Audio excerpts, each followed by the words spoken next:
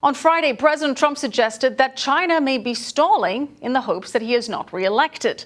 The U.S. has imposed tariffs on $250 billion of Chinese goods. All right, let's talk trade with Jeff Ferry. He's the chief economist at the Coalition for a Prosperous America. Jeff, good to have you on the show with us. Thanks very much, Michelle. Good to be here. All right, Jeff, the president has been indicating that he's not too concerned if a deal is made. What are your expectations for this next round? Well, frankly, my expectations are pretty low. I think that the Chinese are not inclined to agree to a trade deal because it raises too many questions about their economic model. So we're likely to see tariffs continue and perhaps broaden. All right. Well, the president doesn't seem, as we said, too disturbed about that. He says that ultimately his main goal with these tariffs is to level the trade playing field. And in the interim, he's quite happy to see more manufacturing move back to the U.S. or perhaps go to countries that, in his words, treat the U.S. better. And according to you, we are getting indications that China is starting to lose its dominance as a manufacturing hub. What are the details there? That's right. I published an article this morning on our Coalition for a Prosperous America website. And what we're seeing in China is very interesting. Manufacturers, literally dozens and dozens of them, probably over 100, are making plans to reduce their manufacturing exposure to China.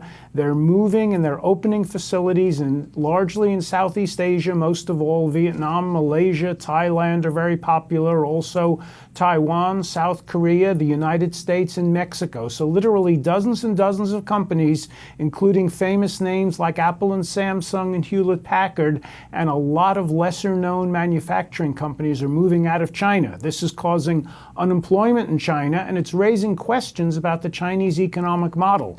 But it's actually good for the United States of America because I personally would rather see us do business with other countries that have more respect for intellectual property law and for a fair trade.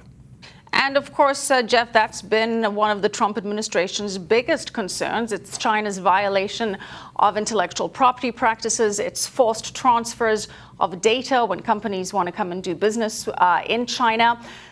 And the argument has been made that it would be better for the U.S. overall to just decouple itself from China. But is that pragmatic? Can the world's two largest economies really be separate?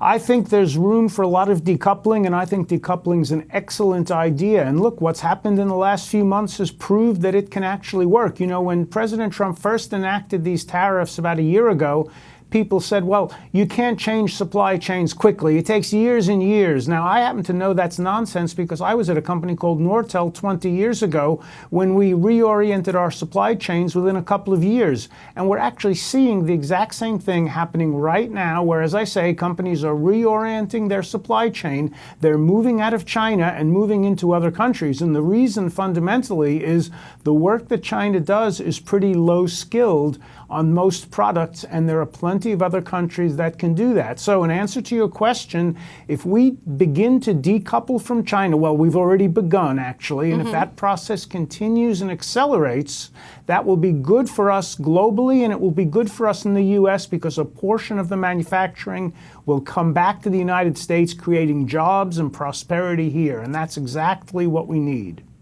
Well, Jeff, some of the World Bank leaders and certainly leaders of Feds and central banks around the world have been concerned that these trade talks and the tariffs are going to be a drag on the global economy. The Federal Reserve here in the U.S. is pointing to the growing trade tensions as one factor behind a slowdown in worldwide economic growth, and that is leading it and others to expect the Fed to cut rates this week. What's your take? What are your expectations? Well, yes, I expect on Wednesday the Fed is going to cut rates. The markets are telling us by about 1/4 point. I think that's very likely. I think that's a good thing. We are seeing a little bit of slowdown in the global economy, so cutting rates is a good thing. But let's not kid ourselves. interest rates, short-term interest rates managed by the central bank no longer have the same impact they did 10 or 20 years ago. And even Jerome Powell has acknowledged that. Now, it's a good thing to cut rates, but let's not kid ourselves that that's going to accelerate wage growth. The problem with wage growth is that the U.S. needs to become a more competitive country. I'd like to see us realign the dollar, make the dollar more competitive. And, I'm hearing a lot of talk, including talk in Congress on Capitol Hill from some influential congressmen and congresswomen, that there could be a move to pressure the administration to take some action and make the dollar more competitive. Well, that is certainly a conversation for another time. We'd love to get into it. Jeff Ferry, Chief Economist at the Coalition for Prosperous America. Thank you.